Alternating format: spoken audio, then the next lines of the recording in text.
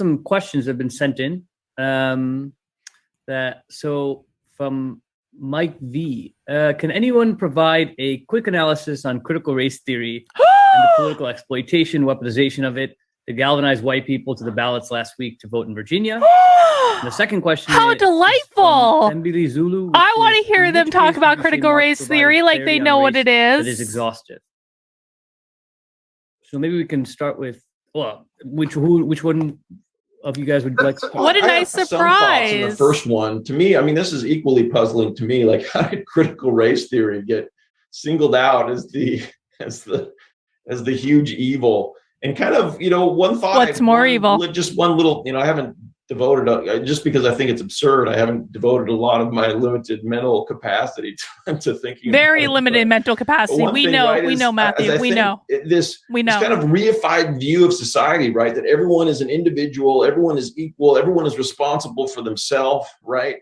Once you've fully imbibed that kind of view, anything that seems to emphasize one particular race, seems to be a kind of special interest or something, right?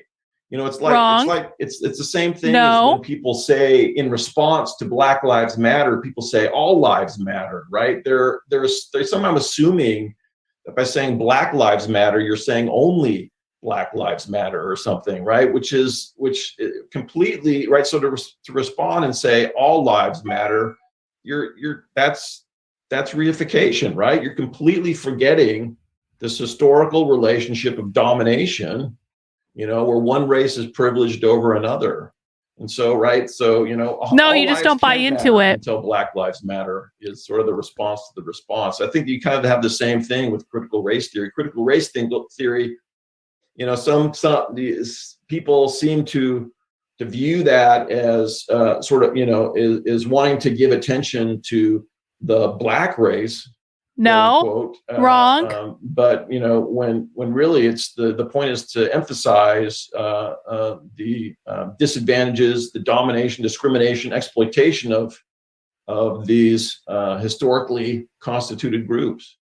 So yeah, that's my one little thought on that first. Oh, Matthew, question. So much to learn, Matthew. Yeah, so overeducated and so much to learn.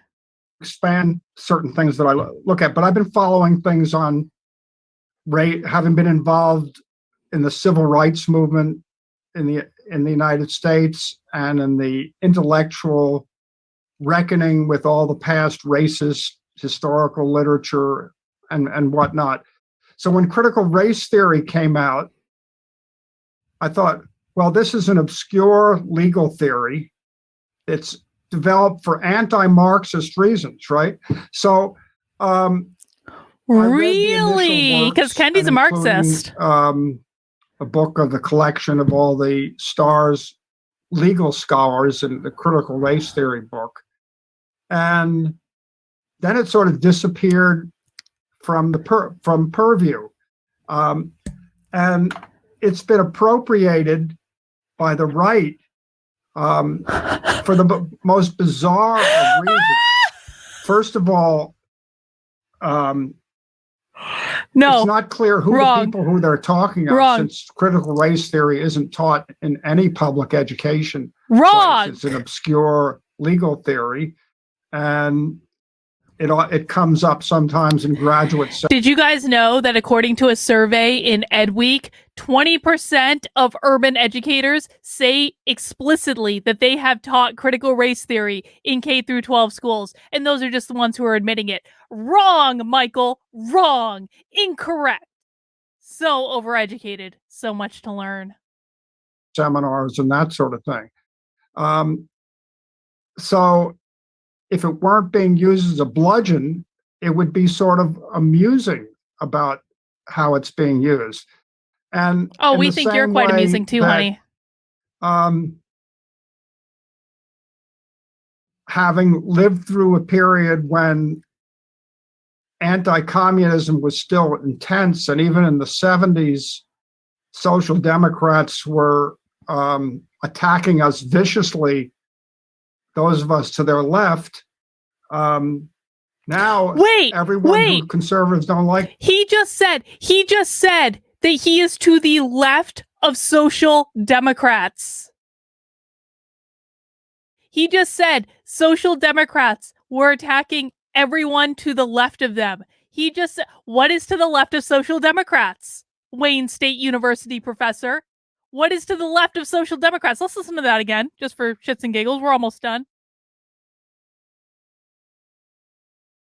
If it weren't being used as a bludgeon, it would be sort of amusing about how it's being used.